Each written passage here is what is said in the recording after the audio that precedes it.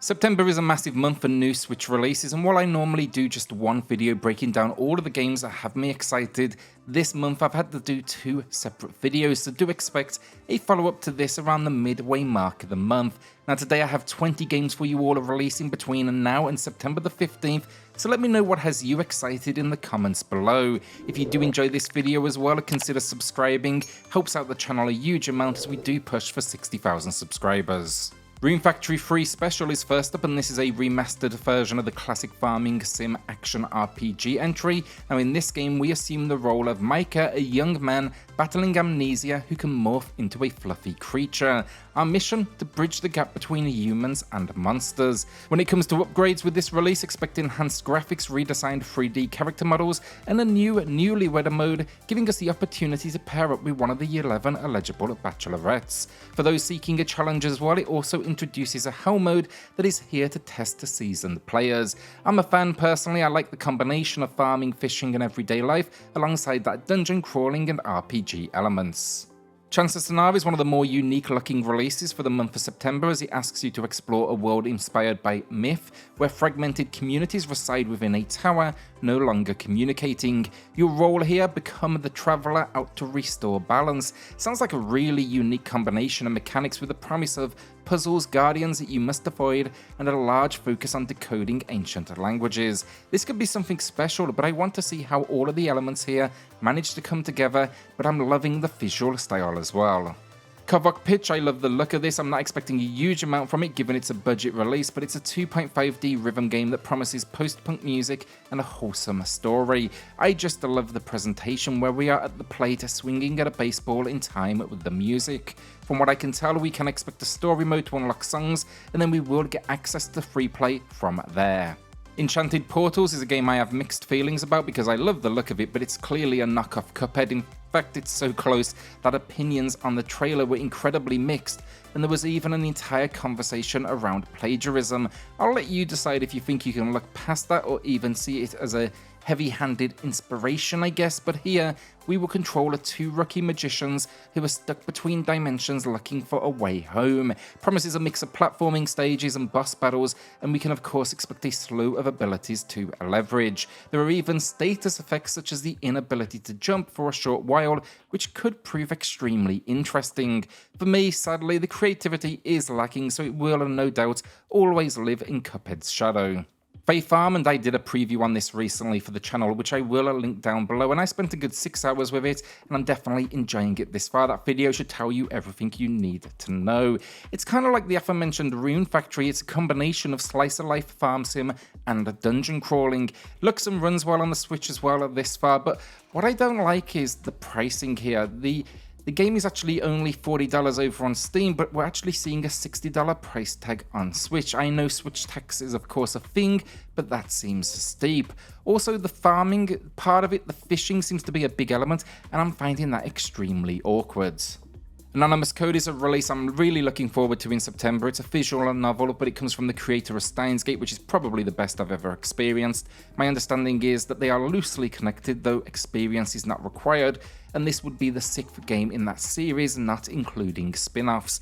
The story, it's 2037 Tokyo, and we are out to save the world. Sounds suitably over the top, but I do think genre fans should have a close eye on this one. NBA 2K24 gets its annual release this month as well, and I wouldn't expect huge updates here, but rather minor adjustments alongside lots of new ways to spend your cash thanks to microtransactions. Now this year's experience promises the return of My Team mode, which is a card collecting option, some tropical locations to play outside of arenas, the most authentic gameplay yet, and an option then to recreate Kobe Bryant's most memorable moments. I hope that doesn't just feel like a cheap cash-in on his name and comes off as a celebration of his impact on the game as it should be. No doubt though, this will be a massive file size, so do be aware of that going in. Night at the Gates of Hell and the Puppet Combo are back, the masters of PS1 era styled horror experiences. Now recently we played Stay Out of the House here on the channel, a game that had me on edge constantly as we tried to stealth and escape a killer. Now they are going for something a little bit more action-packed, and that is to survive a zombie takeover. There are elements of survival in here, slower weapons to leverage, and a promise of unique zombies, meaning you won't be seeing too many repeats, which I do love the idea of. It's all wrapped up then in their usual visual flair, meaning old school as hell with filter options. Excited for this one, I've definitely become a big fan over the last few months. Mythforce then isn't your average dungeon crawler. It's like diving straight into a Saturday morning cartoon. It is a melee-focused roguelike that combines swords, sorcery, and first-person combat. Now with every defeat, you're back to square one, but each time, you do come back a little bit tougher. It's an ever-changing castle full of terrors, treasures, and traps, but you don't have to face it alone as it supports up to 4 players. So yeah, I'm really excited for this one. It's promising a whole lot, so hopefully now it can deliver. Super Bomberman R2 is the latest party battle game. I'm excited to see what they bring to the table here with this release, but it seems they've gone for feature-rich with a huge amount of modes. Expect local and online matches as well as a solo campaign. Returning modes then include Standard and Grand Prix, but there's a new one here called Castle, which has one team defending a treasure while another attempts to claim it. Perhaps the most unique feature, however, is going to be the stage editor, where you can create and share battlefields. So yeah, this could be a good one. Let's see if it can justify the cost. Gravity Oddity promises to bring you an interstellar mission like no other, where you need to save your abducted roommate Gary. Now the universe gravitational pull is going haywire, but thanks to Rio Grande Corporation's gravity boots, planetary parkour's never been easier. However, when they snatch up Gary, rent becomes your least concern, and now you are on your mission. You'll be working alongside Newton, your trusty sidekick, in your jetpack through different alien terrains, defy gravity, and use your gun to obliterate foes. Upgrade that weapon with over 130 mods scattered galaxy-wide, turning it into this universe-saving beast. Expected loot, boss fights, stylish combat, and a sense of humor. This is an indie that definitely has my attention. AK-Xolotl has a ton of potential. It caught my attention immediately when I saw the launch trailer, and it's promising to be an adorable roguelite. Now you are an AK-47 beast overcoming different biomes, slaying foes and snatching up snacks. Now this one's a top-down roguelike, so I'm expecting this one to pack some major challenge, but it's the friend system I'm curious to see. So basically you'll save creatures on this journey and they will actually evolve into allies. The genre is admittedly a little overdone right now, but I'll be taking a look into this. Baten Kaitos 1 and 2 HD Remastered beckons you back to the skies, so dive into this JRPG classic, or bundle of them in fact, and here we get Eternal Wings on the Lost Ocean as well as the sequel, which is Origins. Now though, it's been upgraded with sharper graphics and quality of life features. I've never played these, so I'm really excited to check them out, but I'll have you diving into a time of legends where after an epic clash with an evil god, mankind abandoned the barren earth for the skies. Amidst this new world, however, there's murmurs of a descent into chaos beginning, so as the spirit summoned by a young hero, you're now poised to chart this tale set on Sky Island, where dreams meet reality. I actually know very little about this series, and I'm keeping it that way now until after release, but I only hear good things.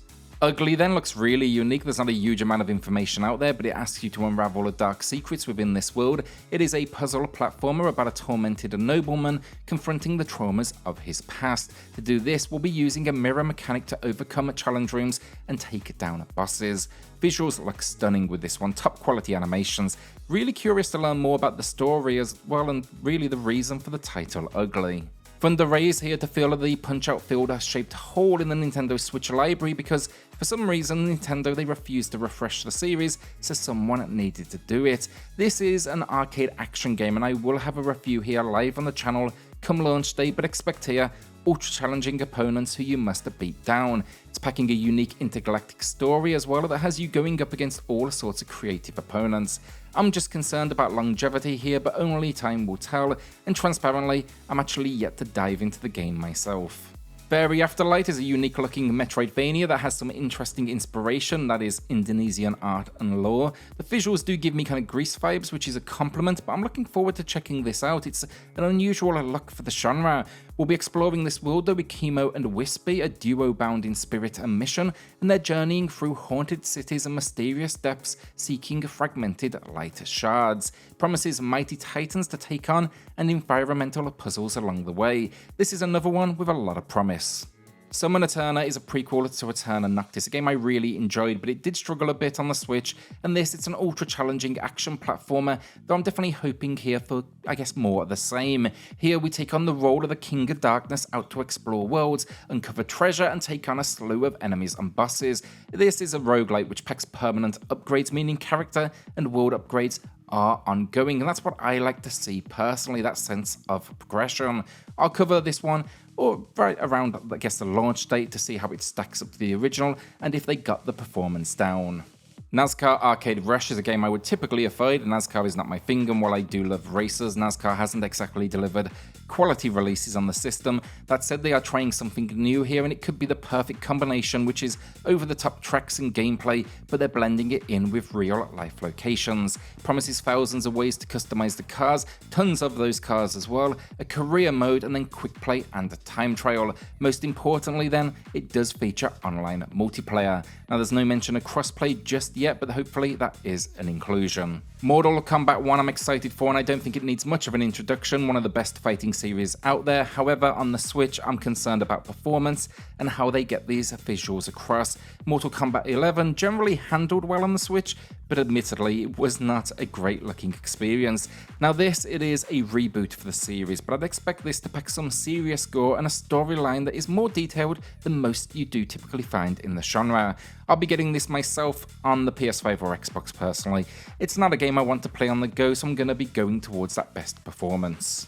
And that is the video down. As I said, this is just up to the midway point of September. There was just too many games to mention in a single video, so do expect to see a follow-up here in a couple of weeks. We also have some big DLC coming this month with a new Pokemon expansion dropping here in a week or so. So with that, hit subscribe, join us here for reviews, deals, news and lists daily, and I'll see you all on the next video. Thanks everyone.